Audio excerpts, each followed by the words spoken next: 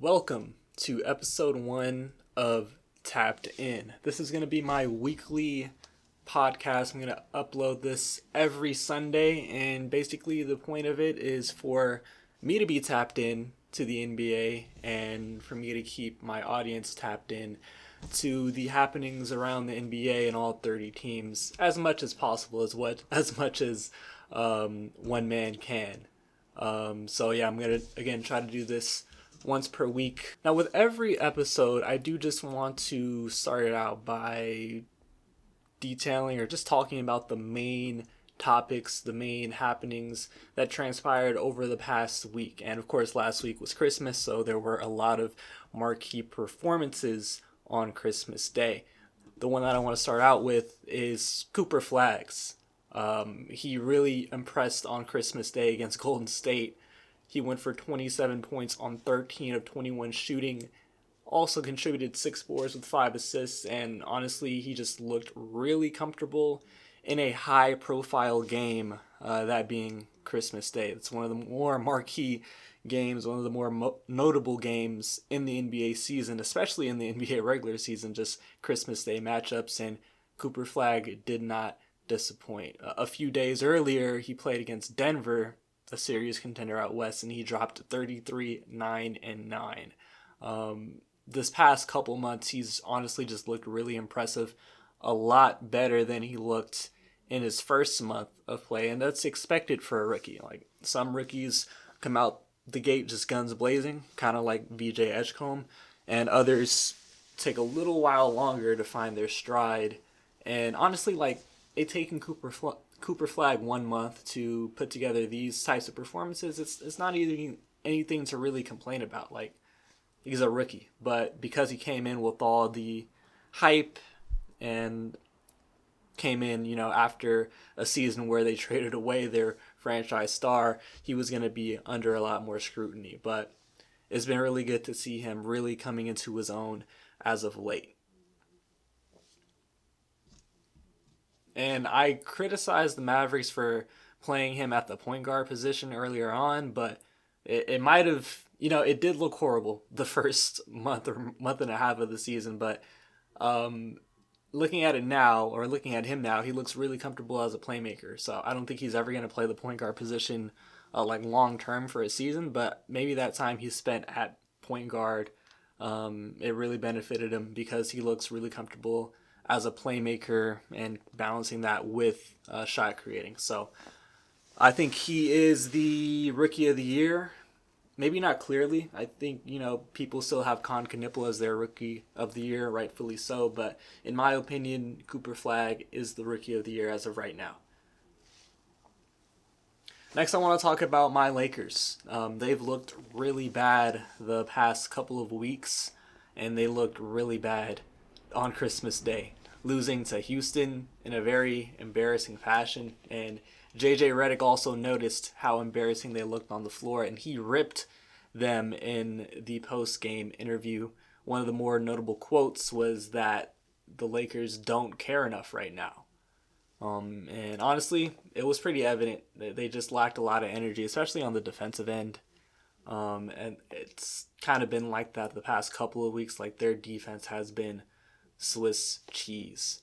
Now, coming into the season, I knew the Lakers would be a good regular season team, and I honestly thought they'd be like the 4th or 5th seed just off the back of their elite offensive play, on the backs of Luka Doncic, LeBron, and Austin Reeves. And this was with me not even anticipating the increase in offensive output from Austin Reeves. And, that's happened this season. Like, their offense is going to be great because they have incredible floor raising ability from Luka, but if they're going to take the next step, they're either going to have to improve internally on the defensive end, which honestly, in my opinion, is not likely because I don't think they have the defensive personnel for that, especially with DeAndre Ayton as the backline of defense and Luka Doncic being one of the 4 perimeter defenders.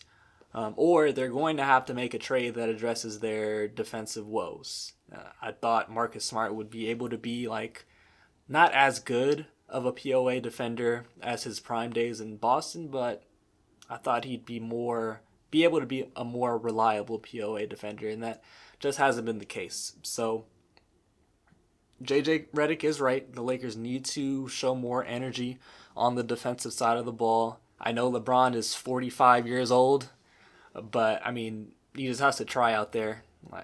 I'm not expecting him to have this great defensive impact, but he still has to give an effort on the defensive end. Same thing with Luka, same thing with Ayton, same thing with players 1 through 15. But even with them expending a top-tier effort on the defensive end, I still don't think they'll be a great defensive team. They need to make some type of move to add a great POA defender by the trade deadline, preferably sooner than that, because this recent stretch of play has not been good, and it's seen them kind of slide a bit in the standings. I think they still are the 4th seed in the West. Let me just check that really quickly.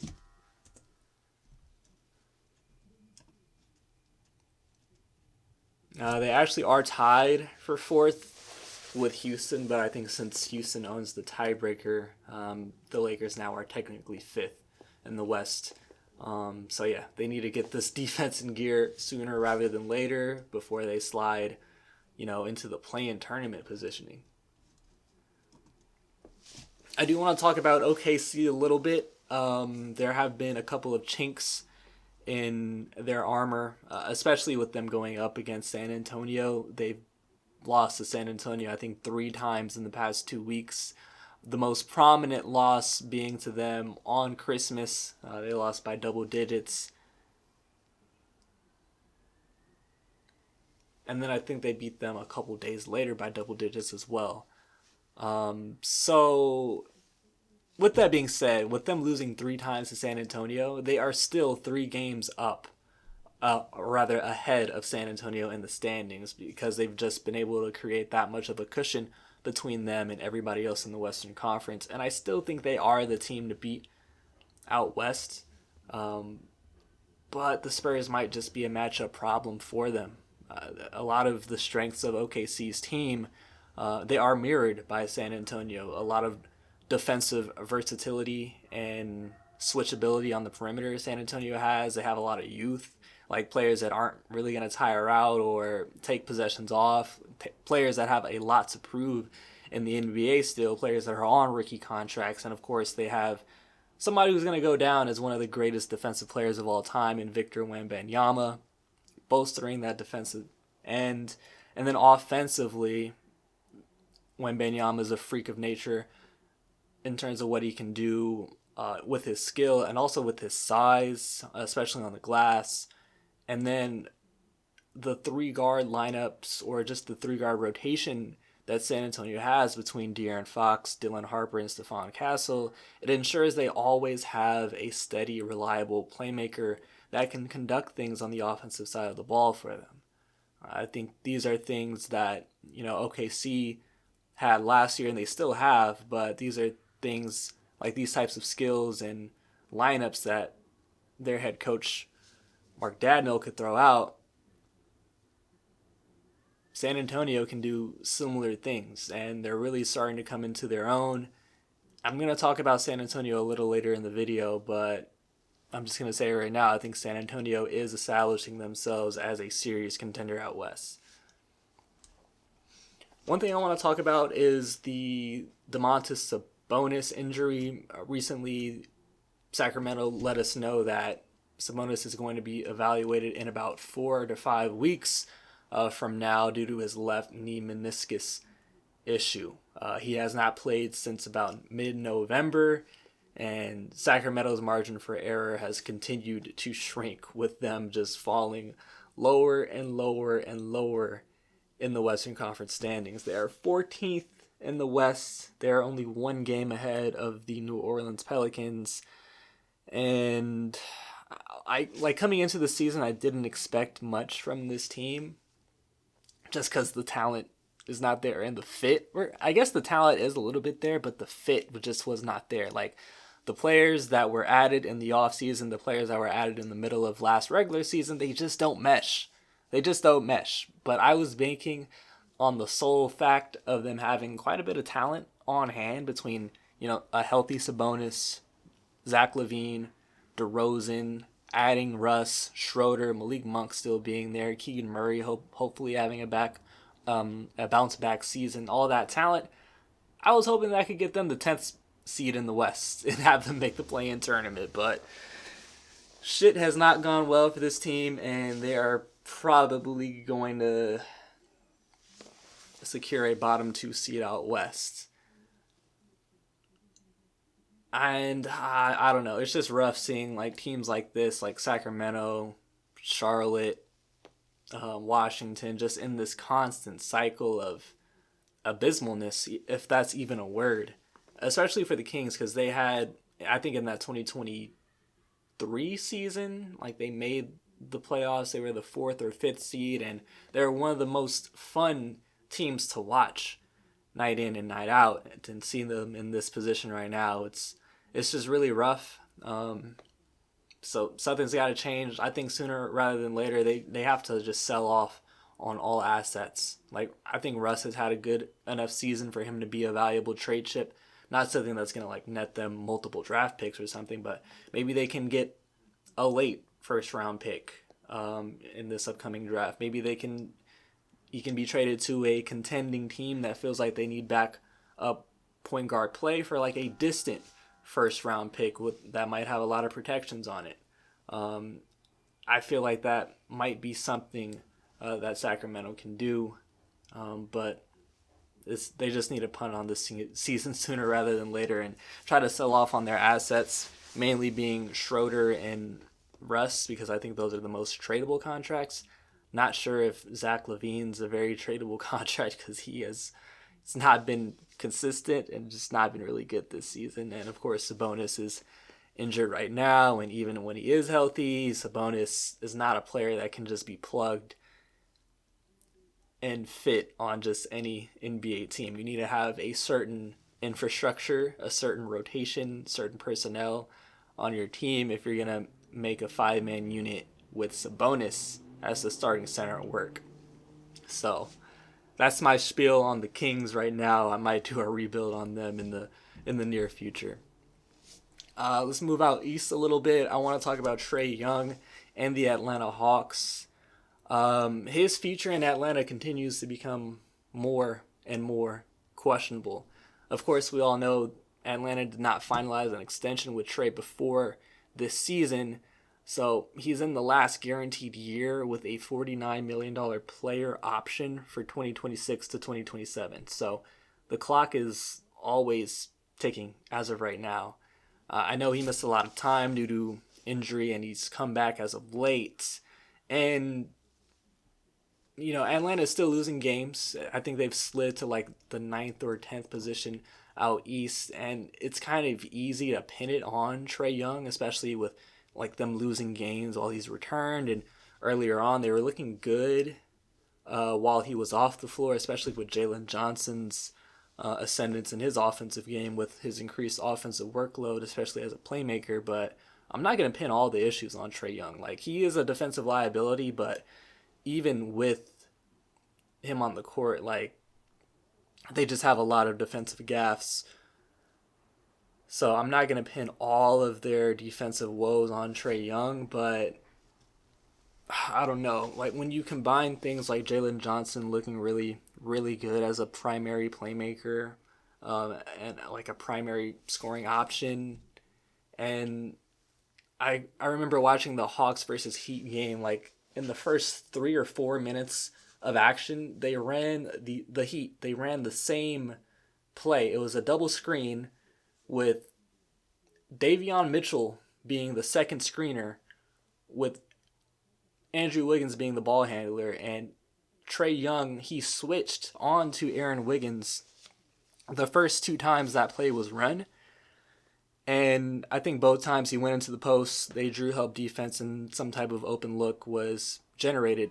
But the third time they ran it, Trae Young did not want to switch on to Andrew Wiggins, and he faked like he was going to switch, but he stayed attached to Davion, but he did not communicate that to whoever was the other defender involved in the action, or they just weren't on the same page, and it ended up with them getting a wide open layup. So, like, things like that, him not getting back in on defense, and games where the offensive output isn't there either. I think in their most recent game, they lost to the Knicks.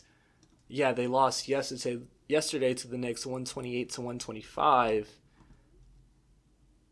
Obviously, you can't just, giving up 128 is not ideal.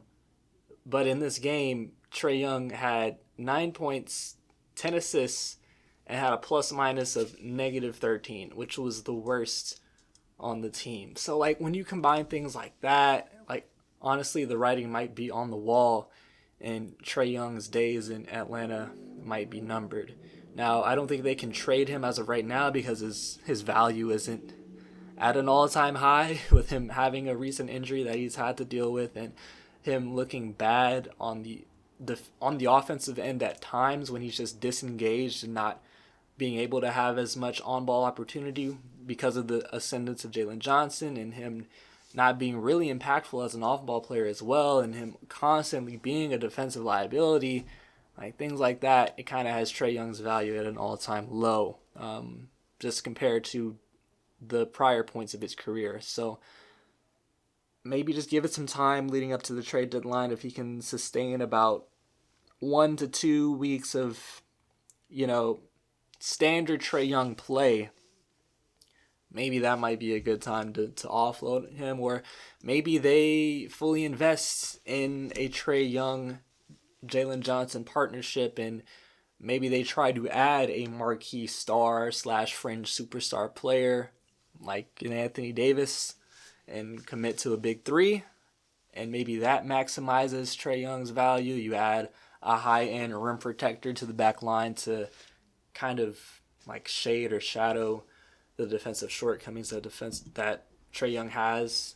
I don't know. Honestly, Atlanta, they have a lot of ways they can go about this because of that New Orleans Pelicans pick they have this year, so it's just going to be really interesting to see how they go about it.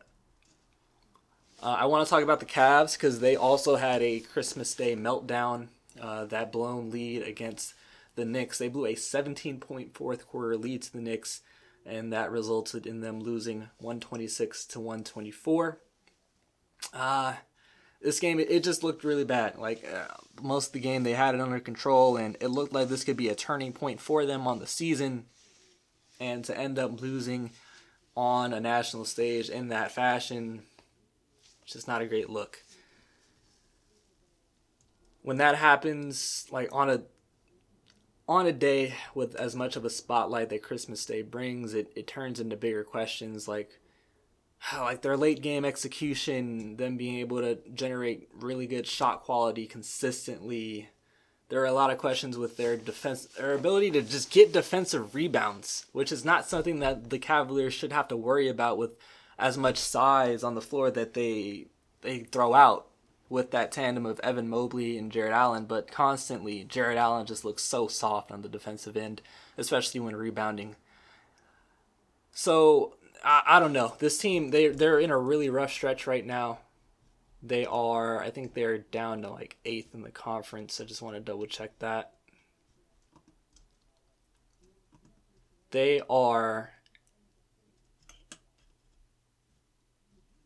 8th in the conference. They're 17-16, and this was a team that was supposed to be a definitive Eastern Conference championship defender, one of the favorites to come out of the East to make the finals. And with them looking as bad on Christmas Day and just days before that, Darius Garland not being able to establish a rhythm, Evan Mobley not taking that much needed step on the offensive end, things are looking rough out in Cleveland. This might be another team that, if issues continue to persist, a major shakeup might be on the horizon. Lastly, I want to talk about the 76ers. They had a loss to, who was it? Yes, they lost to the Bulls on Friday, 109 and 102. And this was the fourth game in which Paul George, Joel Embiid, and Tyrese Maxey were all able to share the floor. Their record in those 4 games, 0-4. That's horrendous. Arguably, your three best players, I say arguably because VJ Edgecombe has been really good this season. Arguably, they're your three best players in games that they all play. They're 0-4, 0% win percentage.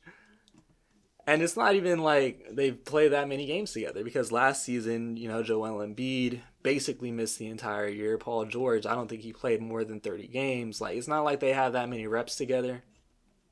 And this year they've only had 4 reps or 4 games together. So sooner rather than later, they're going to have to put it together with this big three because they're investing so much money in this big three. With that Paul George signing 2 off seasons ago, I think Joel Embiid got his extension maybe a season ago. And then, rightfully so, you invested in Tyrese Maxey, giving him his rookie extension. So, like, there's so much money invested in this team, and the timeline for them to win is now. Like, they need to start putting it together. Like, I don't know what it is. I don't know what it's going to take, but mainly Paul George just looks so uncomfortable out there when he shares the floor with Maxey and Embiid. Like, Maxey and Embiid, they have a good rapport together because they've spent a couple seasons together and they've seen success where they operate like so well in pick and roll play. But when Paul George is out there, it's not even like he's a third option. It looks like he's just a spot up shooter out there. Like, I don't think there's enough action, like dedicated action to getting Paul George open. Like, he kind of just gets his in the flow of the offense whenever he shares minutes with Tyrese Maxey and Embiid. And then whenever he has minutes without Embiid or Maxey on the floor, at times it looks like he tries to hijack the offense. And that kind of contributes to his down efficiency this year because he's not the same Paul George. As sad as I am to say, bro's 35, and he's like a half a step slower. Sometimes it looks like his dribble isn't even as tight as it was in the past, and he gets plucked on ball.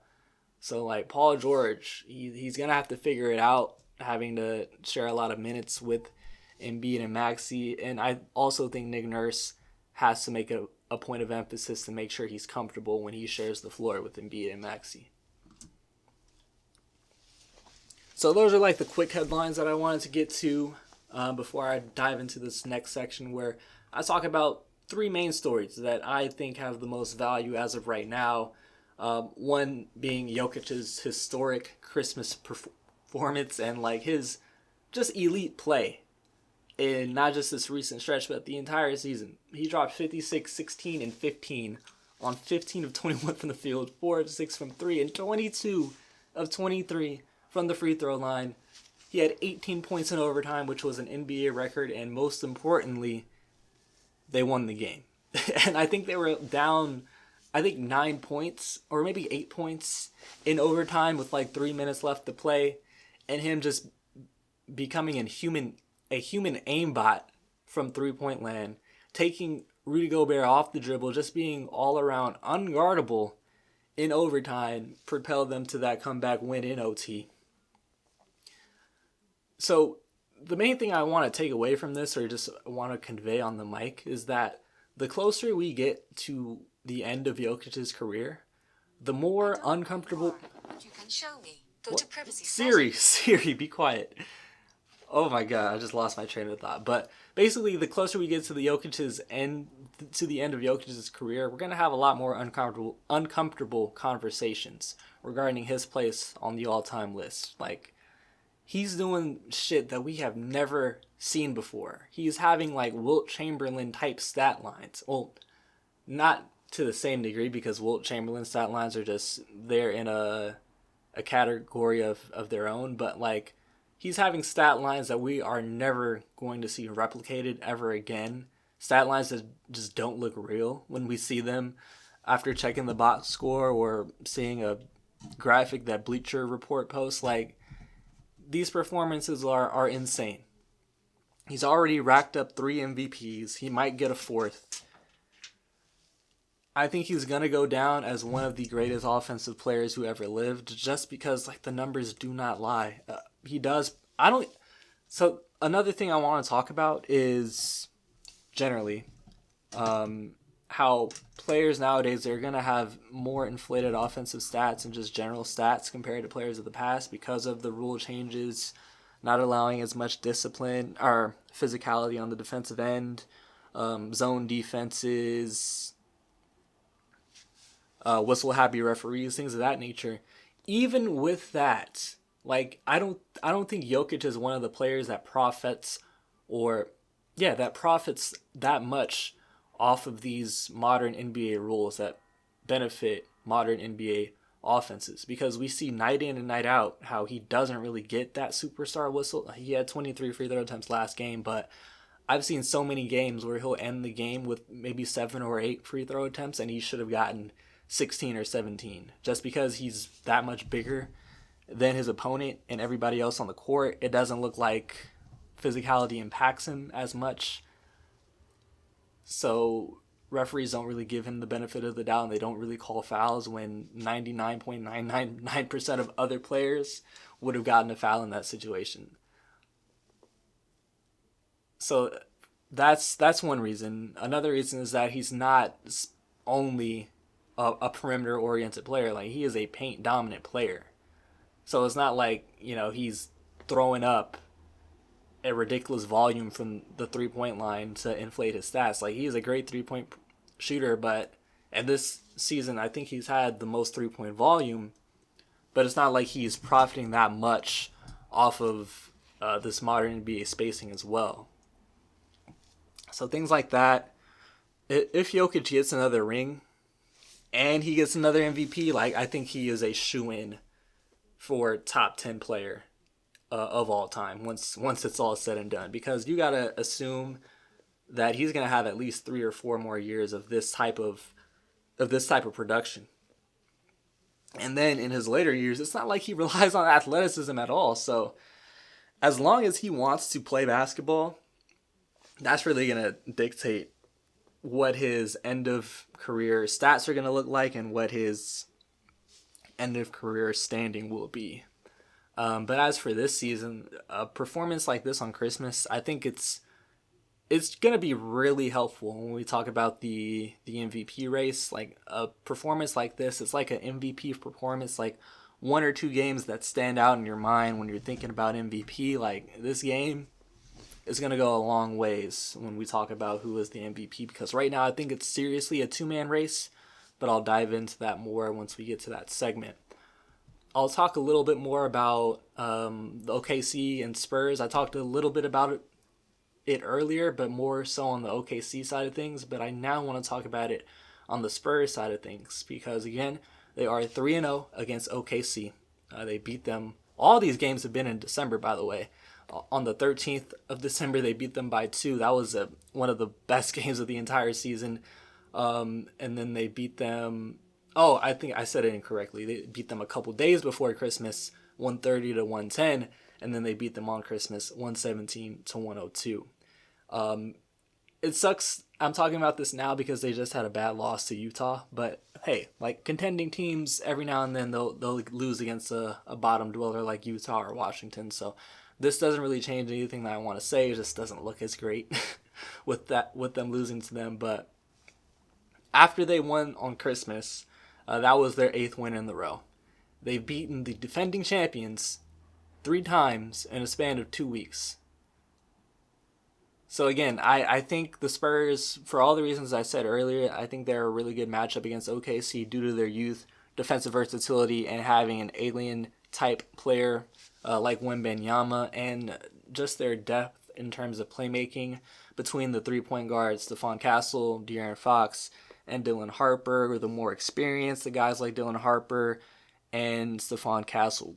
Garner this season, like, learning from De'Aaron Fox, who's a proven point guard in this league, the versatility and depth they have on the wing position in terms of shooting and defensive versatility between Harrison Barnes, Jeremy Sohan when he can sustain health, and of course Devin Vassell. Like, this team has it all, and they're only going to get better as the season goes on. I think they are a serious Western Conference contender. I think there's a lot of people that are waiting for the Spurs to come down to earth, but like, these 3 wins against OKC, I think they are telling. And I think San Antonio is going to be a real contender. Now, one thing I do want to mention is I think sometimes their three-point shooting can be a bit streaky. So when they do have a game where they're not knocking shots down from outside like that off of, the double teams that Wembanyama generates, the precise spot-on passes from Harper, Fox, and Castle. Like when their three-point shooting wavers, they can be a lot more vulnerable. But I mean, that's the case for a lot of other teams as well. But I think they are more likely to have those down three-point games compared to other contenders throughout the league. It's just one thing I wanted to mention. But regardless, I don't think the Spurs are going to win the West. I don't think they're going to make it to the Western Conference Finals, but I definitely would not be surprised if they made it by knocking off a team like Houston, Minnesota, the Lakers, or Denver in the second round. Because they're that good. And a lot of these games, they're playing with Wembanyama coming off the bench because he's still kind of getting acclimated and comfortable off of his injury, and the Spurs are kind of just being really cautious with him. So it's not as if like they're being carried by Wembanyama throughout this stretch, maybe on the defensive end, but offensively, they just have a really good natural free-flowing offense that's conducted by their three-point guards, Dylan Harper, Stephon Castle, and of course De'Aaron Fox, who himself is also really starting to get into his stride coming off of his injuries as well. And the third main story I want to talk about is Anthony Davis. On Christmas, he left the game early due to some issues with his groin, and this is just another instance in which his trade value is hurt. Every day that passes, honestly, AD's trade value diminishes just a bit. He turns 33 in March, which is crazy to think about, but he is starting to get up there in age. This is his lowest points per game total since 2021, and I don't think his defensive impact has, been typical to the degree or the expectation level of Anthony Davis. He's only played 16 games this season thus far due to those nagging injuries, and at this point in time, he's probably going to be out about another week or so.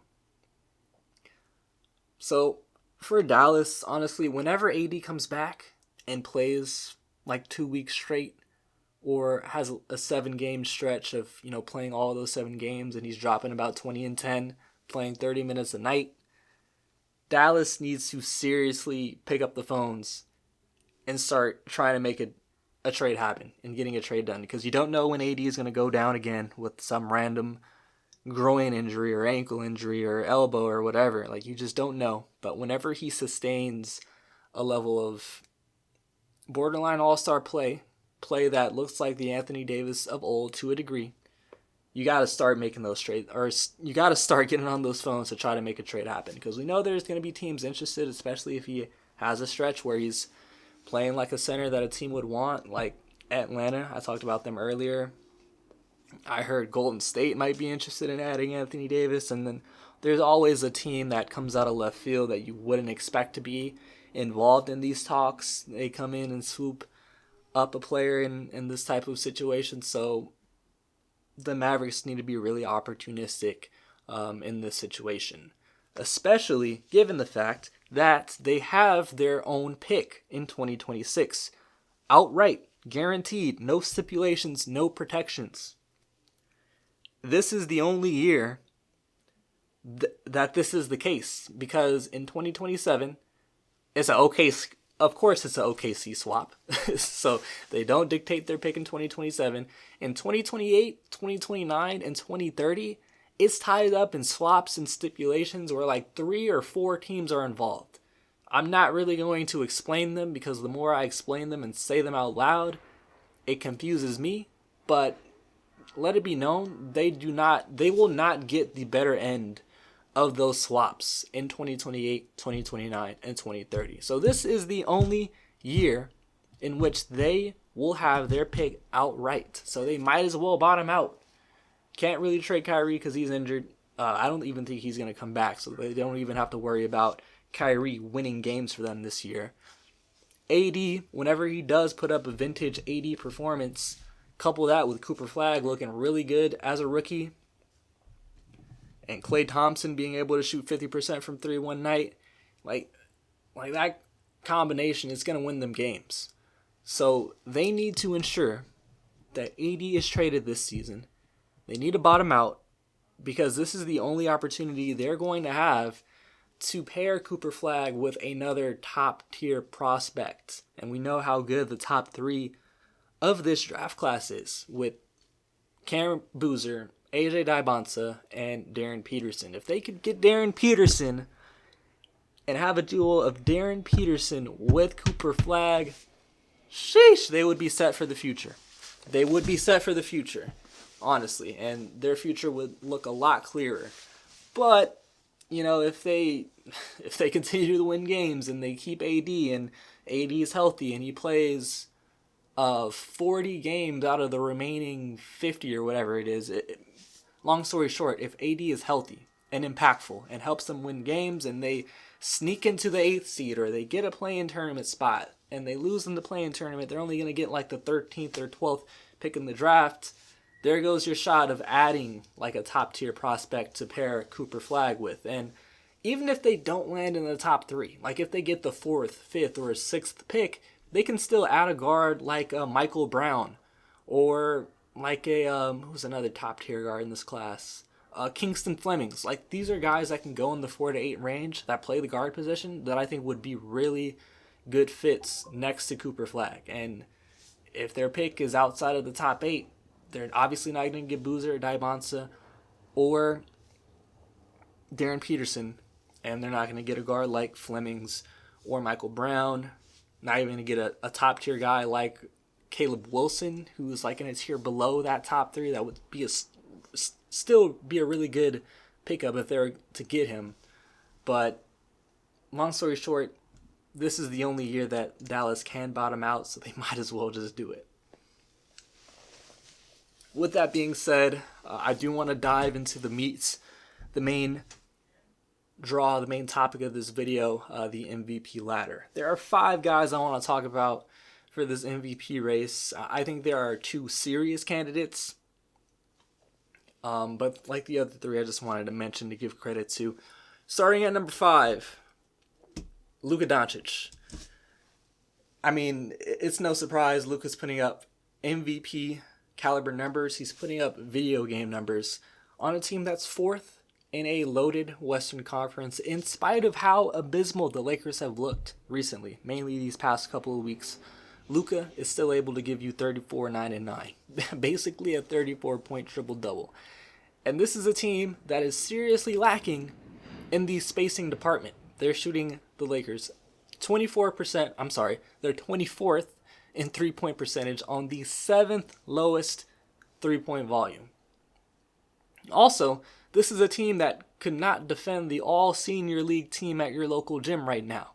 So, the mere fact that the Lakers are still like top 5 in the West, I said they're 4th, they're actually 5th in the West, my apologies. The mere fact that they are 5th in the West, it's on the backs of, Austin Reeves before his injury, and of course, Luka Doncic, just being able to carry this offense night in and night out and just have a ridiculous offensive workload. So I just wanted to mention Luka. I think his individual output is better than the guys at 3 and 4, but I have him at 5th due to, the record, the recent stretch of team play, and Luka just not playing as many games as the guys that I have at the 3rd and 4th positions. One of those guys at 4 is Jaylen Brown. Did not expect to say Jaylen Brown would be in the MVP conversation going into this season, but god damn it, he's been super impressive. The Celtics are 19 and 11, 3rd in the Eastern Conference, of course, led by Jaylen. We all expected the Celtics to bottom out and get a pick in the lottery, similar to what I said about the Mavericks. They have their pick unprotected this season, and there really wouldn't be another time where you would expect or be accepting of the Celtics being just abysmal. And it's all because of Tatum being out. But They said fuck it. Brad Stevens said fuck it. We're still gunning. Yikes, my bad. We're still gunning for competitive Eastern Conference play. We're still going to try to win it all. And the Celtics have looked really impressive this season on the back of Jaylen Brown. Honestly, coming into the season, I thought the best case scenario would be for them to make a play-in tournament spot. But nah, they are in the upper echelon in a wide open Eastern Conference, and Jaylen Brown is having a career year. 30-6-5 on 50, 37, 78 splits. And all of this is with Derek White and Peyton Pritchard as the second and third options on the team. So yeah, I just had to give Jaylen Brown some consideration. I think he's definitely going to make all NBA first team if this type of output continues for him and the Celtics lock in a top 3 spot in the East. At the third spot, I have another Eastern Conference player. His name is Cade Cunningham. The Pistons are first in the Eastern Conference, and they've been carried by Cade.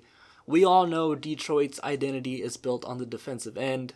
They're the second best defense in the entire league, but somehow they are a top 10 offense as well, and it's Cade Cunningham that we have to credit for that. He is probably one of the best pick and roll players in terms of ball handling in the entire league. He works extremely well in the pick and roll with Jalen Duren and Isaiah Stewart. Not just, generating looks for his own self with pull-up middies, creating angles for him to get lays at the rim, but also with creating for others, whether it be spotting Jalen Duren or Isaiah Stewart on the roll, spotting shooters like Tobias Harris, Duncan Robinson whenever the defense collapses, or spotting cuts from guys off ball whenever, like Asar Thompson or Ron Holland, they're in the corners. Like oftentimes they're going to be the guy that tags the roller. And Ron Holland and Asar Thompson, they're not threats from outside. They're not threats from the corners. So most of the time they will dive to the rim opportunistically, and Cade Cunningham will make those passes on time 9 times out of 10. The Pistons do not have a lot of spacing because, they roll out a lot of lineups where Duren is sharing the floor with Asar Thompson, or Duren is sharing the floor with Ron Holland. But even with that limited spacing, Cade Cunningham is still able to lead a top 10 offense in the entire league and still able to have this team at first in the Eastern Conference. And he's doing all of this with Tobias Harris as the second best shot creator on the team. So credit to Cade Cunningham, man. Career year. I really hope this Pistons team can make some noise in the playoffs as well. They are really fun to watch because they're young, rugged, like to run in the fast break, and they'll lock in on the defensive end. And Cade Cunningham is one of the best shot creators and playmakers in the entire league. So I hope they're able to, continue with this momentum and, finish first in the Eastern Conference. I don't think they have to make a trade to finish first in the Eastern Conference, but I think they are going to make some type of move in order to add more shooting and shot creation by the deadline, and I think that will only help them. But even if they don't, I think they'll still be all right, and Cade Cunningham is still going to be all right. The second guy and the first guy I've already talked about, but second I have Shai Gilgeous-Alexander. OKC, they're the best team in the Western Conference. At some point of the season, they were looking like they'd finish 74-8. Had a rough stretch to their standards, just losing to San Antonio so much. But again, still, they're the best team in the entire league, led by Shai Gilgeous-Alexander. Similar to Cade, it's kind of a marvel that OKC still has an elite offense. I think they're 5th in offensive rating, and a lot of it's gone wrong for them on the offensive side of the ball. Of course, J-Dub coming into the season injured. I think he missed the first 20 or so games, and that's their second best player, their second option on the team. Being without him, it's going to hurt your offense. And it's not just missing their second best offensive guy. OKC's supporting cast has been subpar in regards to their ability to space the floor for Shai. Like, outside of Isaiah Joe and Aaron Wiggins, it's been really rough. Lou Dort is shooting 33% on 6 threes per game. Kaysen is shooting 35% on 4 attempts per game. Caruso is shooting 30% on 4 threes per game. For some reason, Jay Will is shooting 4 threes per game, also on 30% from 3. So it's been rough.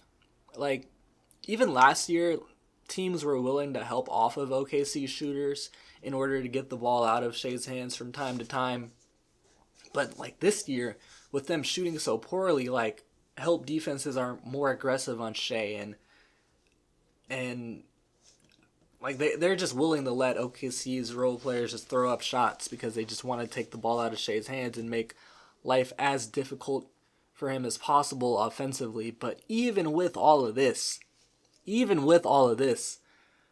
Shai has still been Shai. Like, his raw offensive output has not dropped off at all. He's still giving you 32 and 7 a game. But his efficiency in terms of scoring and playmaking has improved, even from his MVP year last year. Like, in 2024 to 2025, he had a 63.7% true shooting percentage. This year, that's up to 67.3%, mainly because he's been a lot better in terms of shooting the ball from outside three-point land. His assist-to-turnover ratio was solid last year at 2.67. This year, it's at 3.25. I guess from hearing that, these might sound like minute improvements, but I think they're sizable improvements, especially with the inconsistencies offensively that OKC has had outside of Shai, and especially with the absence of J-Dub and him. He's back now, but he's not fully himself on the offensive end. So I think with all of this, the fact that Shai is still able to have this great of an offensive season, leading OKC to the first seed in the West, being the best team in the entire league, and OKC still having a top 10 offense, Shai deserves a lot of credit for that. But with all that being said, I still have Jokic above him on my MVP ladder. Jokic is putting up ridiculous video game numbers. 30, 12, and 11. 60% from the field, 44% from 3-on-5 attempts per game. He's shooting 71.4%. That's his true shooting percentage, which would be a career high.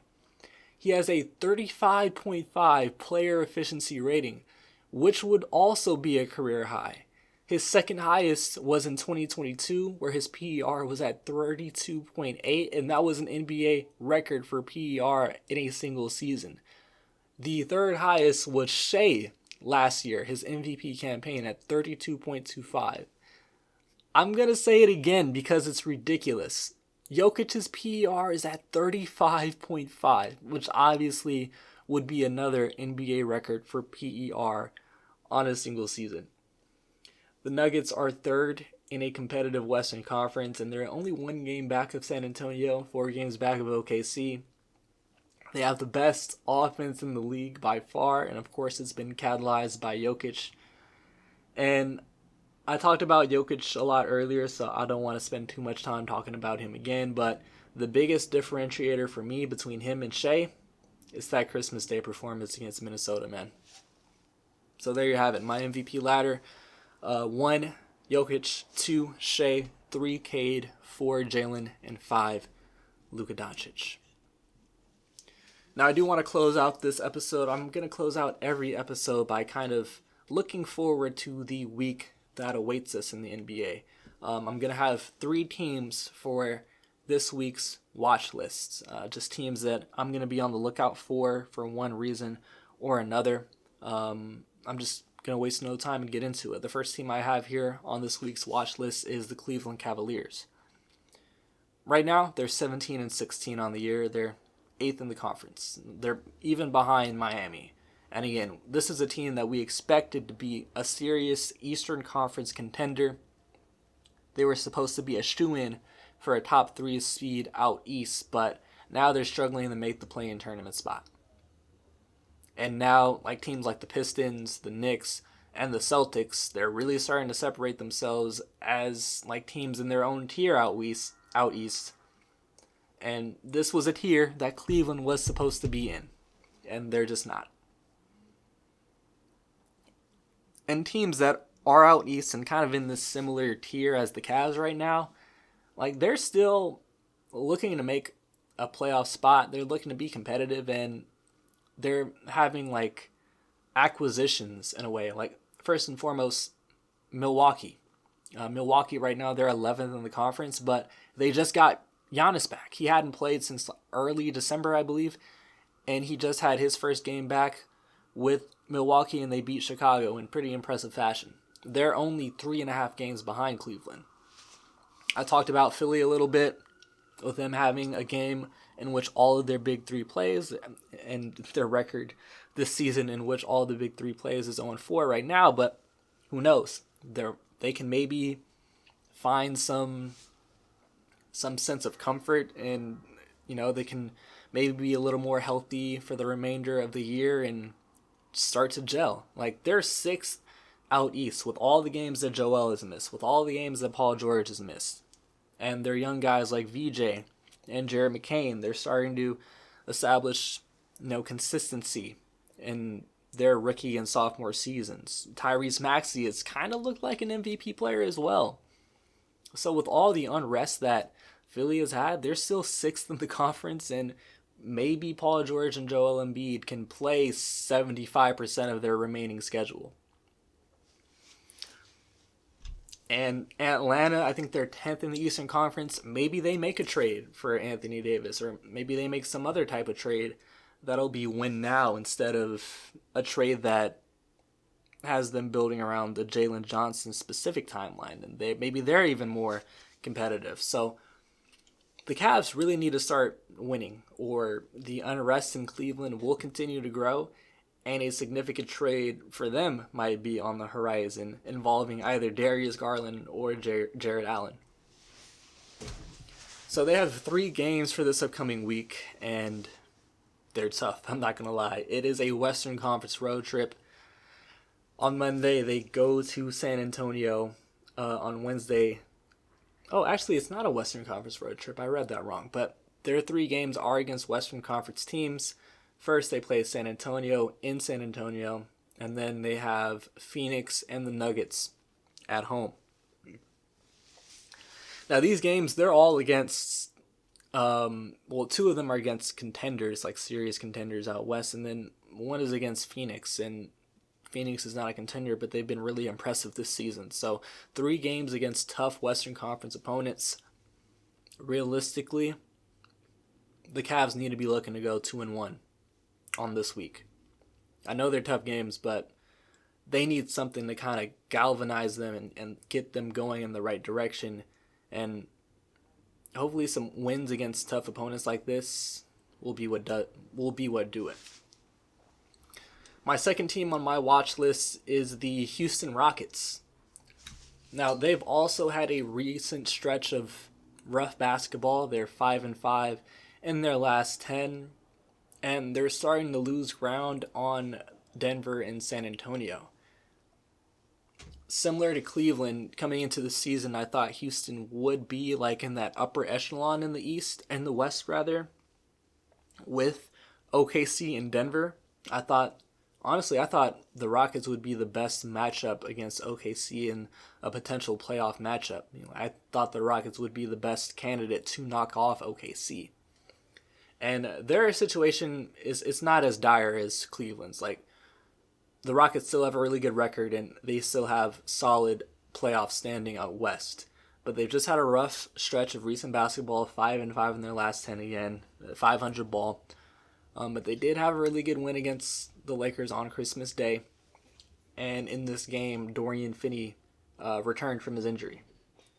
In my opinion, the Rockets have kind of taken a step back on the defensive end, mainly because they've had to play a bit smaller, like having to play Reed Shepherd due to, the need for point guard play.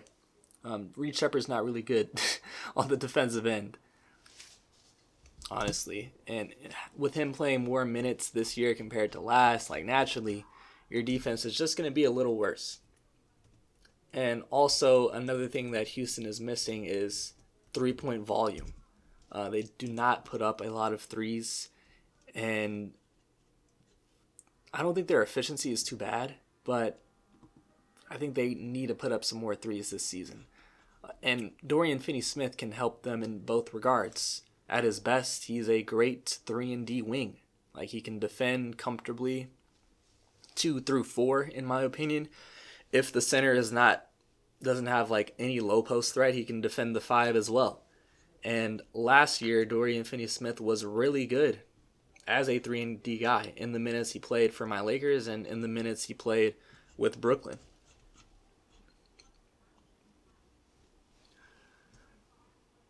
On 5 attempts per game, he shot 41.1% from 3.